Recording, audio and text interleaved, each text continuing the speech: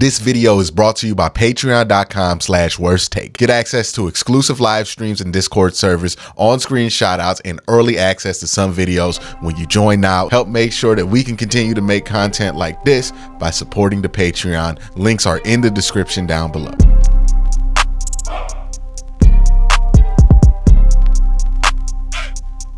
What's up, everybody? It's time for me to react to your hot takes. So let's just get into it, man. First video is about how continuity will make the Browns better. This is the Browns self-improvement guide. What I wanted to focus on this video is how the Browns can get better from the things that they already have, right? We always look at external things to make us better, but often the things that make a big difference are internal. So let's look at it. Let's see what the comments were like. Gleazy Baby says, think Johnny Wilson will last till 85. I think adding him is essential. He's 6'6", 231 with 4.5 speed. See tape of him running away from Nate Wiggins. Massive hands and wingspan. Imagine Wilson, Coop, and Njoku in the end zone. Don't trust the unproven red zone guys, Bell, Judy, Moore, rather than taking a mammoth mismatch with DW. You know, there is this great disconnect with Johnny Wilson, because when you list him out like that and you talk about what Johnny Wilson is on paper, you damn right that's somebody the Browns should take with the 85th pick in the draft. Like, oh my God, he is 6'7". He big, strong, got giant hands. He has a Mike Williams like wingspan. Like, yes, of course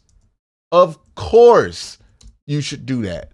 But then you wonder, how is somebody who's 6'7", 235 pounds, with a massive wingspan, who runs a 4.5 40, a third-round draft prospect? How does that happen? And then you start to ask questions. Man, Johnny Wilson could be a red zone threat. How many touchdowns he had last year for Florida State? 2. Okay, that's a little weird. He had the 5 in 2022. But, like, he had 2. He had 2 last year. Played all the games. Played most of the games. Also, then you look at that tape, and he's dropping a lot of passes. And then you also ask yourself this question. Man, if he's 6'7", runs like that, 235, why the hell wasn't he playing tight end in college? Sometimes a prospect can be too good to be true. Johnny Wilson, I think, is an example of that, where none of this makes sense, that he's going to be a third-round pick if he was good at football. And I think the issue with him is that there are some very fundamental football things that he is not great at. Like, he's good at doing some of the flashy stuff. I've seen his back shoulder tape. It's pretty cool. But then you just try to get him to do functional shit, and it's an issue. So ask yourself these questions all the time. But, like, you know, when you see a 6'7" guy who's 235 and runs a 4.5, and people talk about he's going to be a third-round pick, it sounds too good to be true. Usually because it is. There's usually some water damage somewhere on the Carfax, if you know what I mean. And I think that's a situation where there's some water damage there. There's a reason he ain't been playing tight end. There's a reason he hasn't been the red zone threat. There's a reason he had to transfer schools to get tick. There's a reason for all of this that I think is worth looking into. Now, I don't know if we got answers for that, but I don't know if I'd be willing to find out, especially in the wide receiver class where I feel much better about some of the other players in it, if I'm just keeping it a bean with you. All right. Jerry says, the amount of injuries as a factor itself, can it be controlled by some extent, by better training, or do you think this is a problem for Browns? No, I don't think you can control injuries. I think the Browns have an excellent training staff. I think they did everything that they could do to prevent injuries. The Browns are usually ahead of this. They try to make sure that they do things and make sure they don't have a bunch of soft tissue injuries. And sometimes it's football. You just get the bad roll of the die.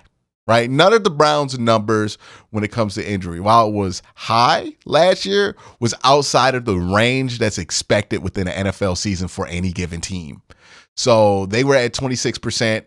That's high for a specific team, but it's not high for the highest team in the league in a given year. So it was within the range of what you can expect any team to have if they're pretty unlucky with injuries. So that would indicate to me that they were just unlucky.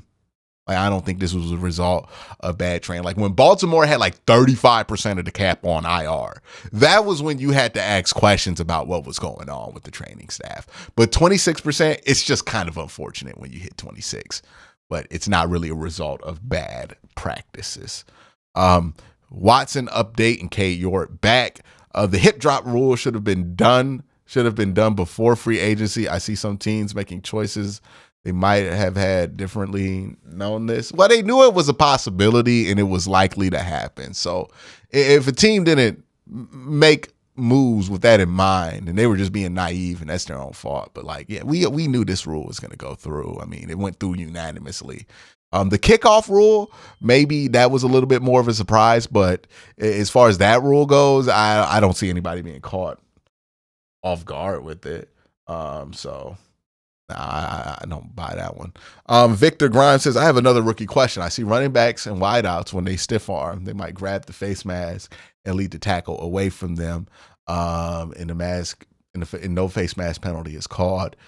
But if the defender gets close to the offensive player's face mask, there is a call unless the referee misses it. I want to know, is the face mask penalty? No, the face mask can be called on defensive and offensive players.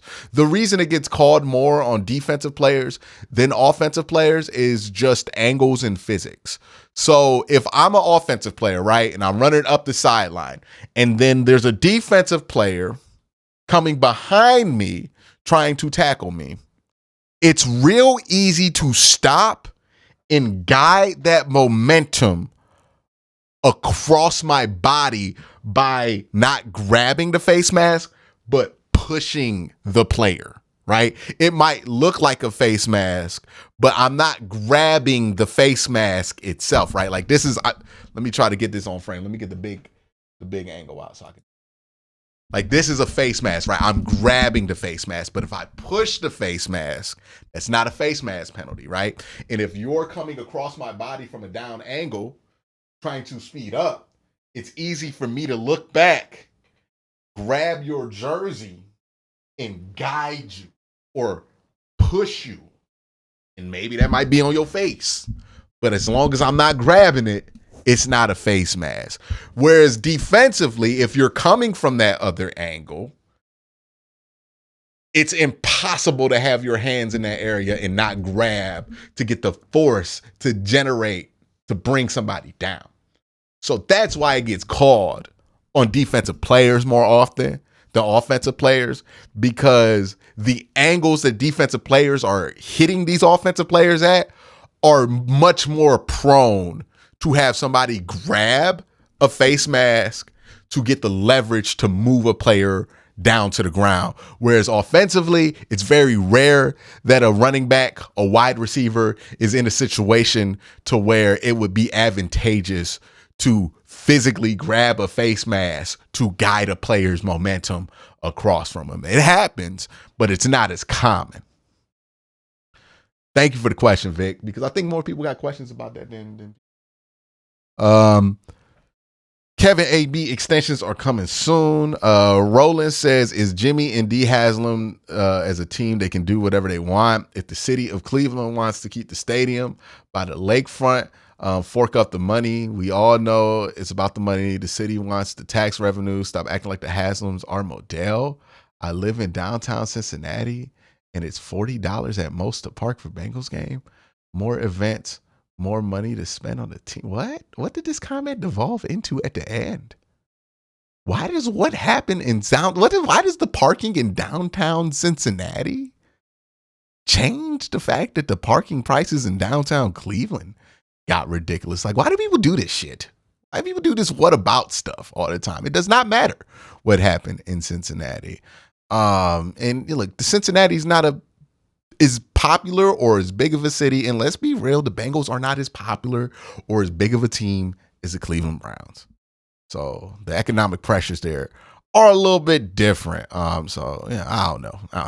A lot of people, look, man, this is all I'm gonna say. I'm not really gonna engage with what that man said because he didn't say anything coherent. But here's what I will say: a lot of people are turning into tax experts about this whole stadium thing. Like, I missed the day where we were allowed to engage in a topic without feeling like we had to be experts. Every time something like this comes up, we people start getting on Twitter acting like they're a real estate expert or or a tax expert or a city government expert. Why are we talking about it from all these perspectives? Don't none of us work in the city government. Like, from a tax perspective, okay, cool. If they're asking us to go to the polls and vote for some shit to make the stadium happen, that matters. But if they playing in Brook Park and my taxes don't change, and if they playing in downtown Cleveland and my taxes don't change, who cares? Brook Park, part of Cleveland. It's where the airport is. It's where Berea is. Don't nobody say the Browns don't practice in Cleveland when they practice in Berea. That's the same area. I don't know, man. I feel like we just doing too much with this whole stadium thing and this whole stadium debate. If they play in that dome at Brook Park, dope. Okay, cool. If they keep playing downtown at the lakefront, okay, dope, cool. I really don't see a losing scenario unless, like, they try to pull something ridiculous and make the city, and then we get all kind of taxes added on to stuff because they want to, the Haslams don't want to pay for nothing. Like, we'll see what happens, man. But we don't have anywhere close to enough information to be upset about anything yet. It's all hypothetical right now. Chamrod says, I honestly think that since D. Haslam has been more involved with ownership duties, it's gotten Jimmy to calm down and understand he needs to stay out of the media light. A lot is made of how much money Jimmy is spending on the Browns, leading the league in spending with the 49ers. While I'm happy he's doing that, it gets lost how much money he is making from the team being competitive. In my opinion, he's still coming out ahead money-wise, either with all this spending. He sees the old statement, you have to spend money to make money. So folks are, hold on, I just lost where I was. So folks should realize that the Browns do have ownership that has learned hard lessons on how not to do things and that are committed to spending the necessary cash to bring a winner to Cleveland. I think it's a multitude of reasons. I don't know how much the Browns' profit margin went up because they're winning more games. I would imagine it went up somewhat, but I'm not like an economic expert when it comes to the NFL. I would say that, like, he spends money like that, and it's not usual for most teams. So you would have to imagine that while he's still making a profit, it's probably not the same percentage of profit that everybody else is making, which, look, I'm always for if somebody wants to spend more of the profits into making the product better, right? Like, I think a lot of the issues that we have with just things in general is that people are too hawkish and trying to secure up every inch of profit instead of reinvesting those profits into what would make the product better. And that's with anything that gets made, right? So I'm fine with that with Jimmy. The question when it comes to, like, D. Haslam, has she helped him be better? I've noticed a difference, right? He hasn't made as many impulsive decisions. And I think just Jimmy being here long enough and experiencing the hell that he experienced from 2012 to like 2019 made him really value the ability to have a GM, head coach, and team executive that work well together, right? He dealt with the infighting with Hugh Jackson and Sashi Brown. He dealt with the shit show that was John Dorsey and Freddie Kitchens, and then Mike Pettin, Johnny Manziel, Ray Farmer, like, you name it. Like, some of the most goofy front office coaching situations we've ever had in Cleveland had happened at the early part of Haslam owning the team. And I think that made him be very appreciative when he can get Andrew Berry and Kevin Stefanski and Dee Podesta all in one room, and nobody's calling him, asking him to override something or get somebody fired. They're just able to work well together as a unit, and the results have been significantly better than we've seen since reactivation. I think that's really what happened, is that he's gone through enough to realize when he has a good thing. And that's not me trying to be like negative on Jimmy. I think that's a good thing. I think a lot of people don't get to that point of realization, right? Where they're always thinking about how we can make things. Hell, people want to fire Kevin Stefanski and Andrew Berry every day in this chat. So I think that's a good thing. He's realized, okay, I got a good thing. I know what it is to have a bad thing. I don't want to go back to answering Hugh Jackson's calls in the middle of the night and then answering Sachi's calls in the morning and all this, and just basically being the middleman. And I think he's reaping the benefits from it. And I think that's what good owners do, is they put people that they trust in place. They make sure those people are in the structure to work well together. And then they let those people do their jobs. This rule, the new kickoff rule, changes everything for the Browns. Smith and Weston says, hey, Q, somebody going to have Njoku get there as a returner? I wouldn't be surprised with these new rules, man. I really wouldn't. It would make some sense if Njoku got back there every once in a while in return, but I don't think it's going to happen. Wild says, I wonder if the team will consider bringing an XFL special teams coach to Buffa's staff for insight on how to defend and attack the play. Now, because I've been somebody who, my hobby the last few years has been spring football, I have a little bit of rain to jump on this parade. I don't think that's going to happen. And the reason that's not going to happen is the XFL has not been a continuous league since 2020. They went out of business during the pandemic, and then they came back last year.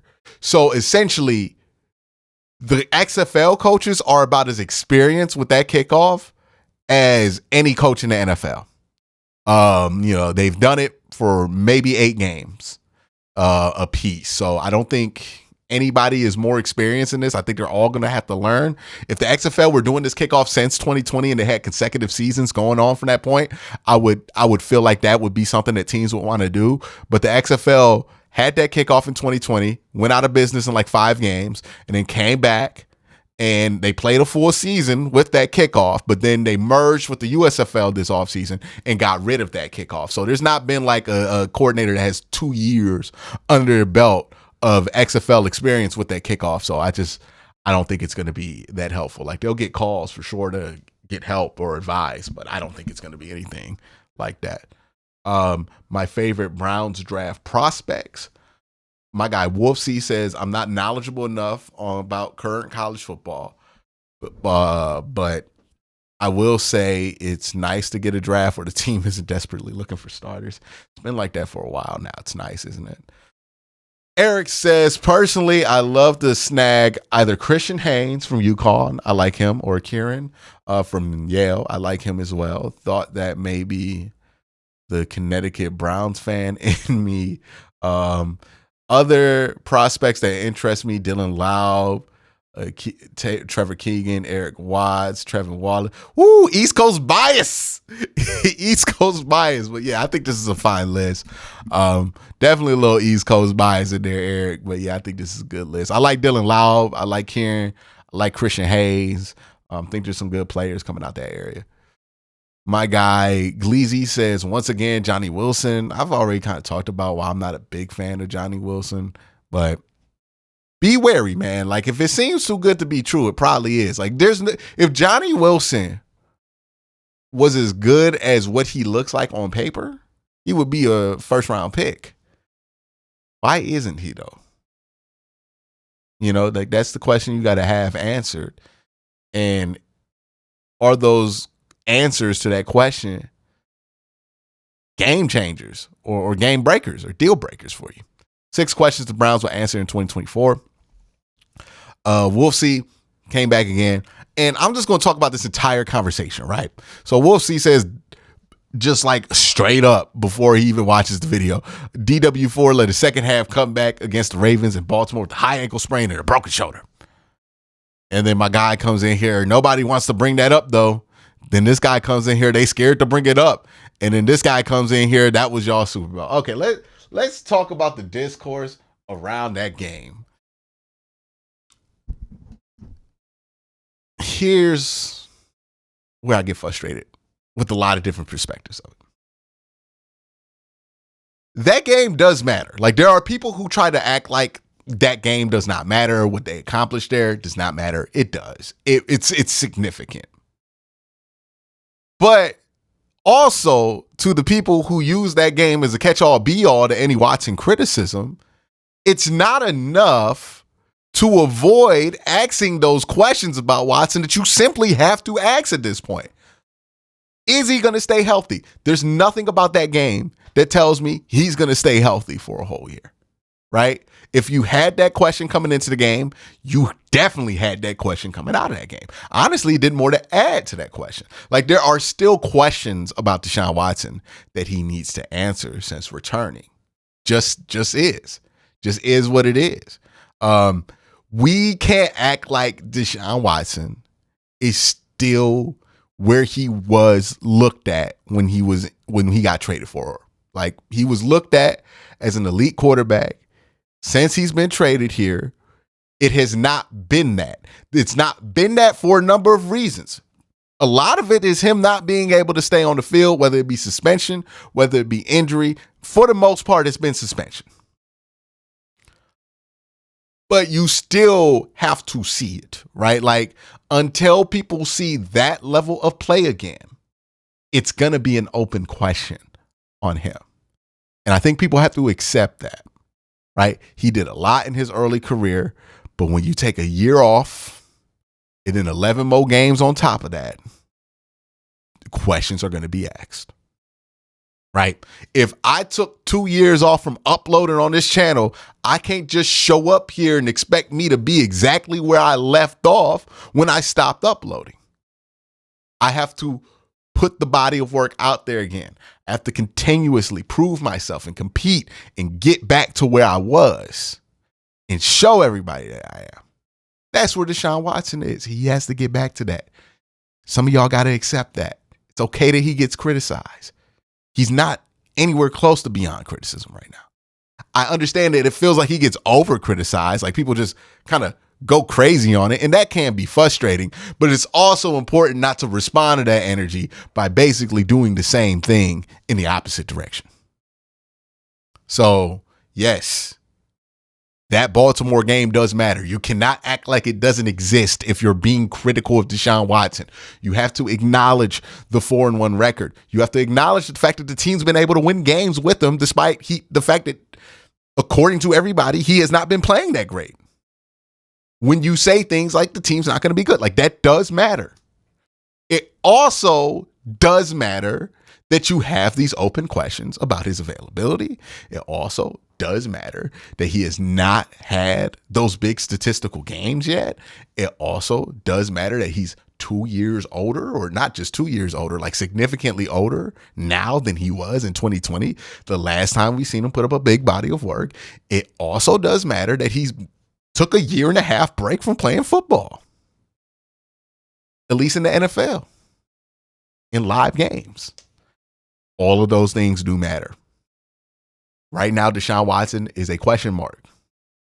It can go one way, it can go the other, but we got to stop acting like both ain't on the table right now.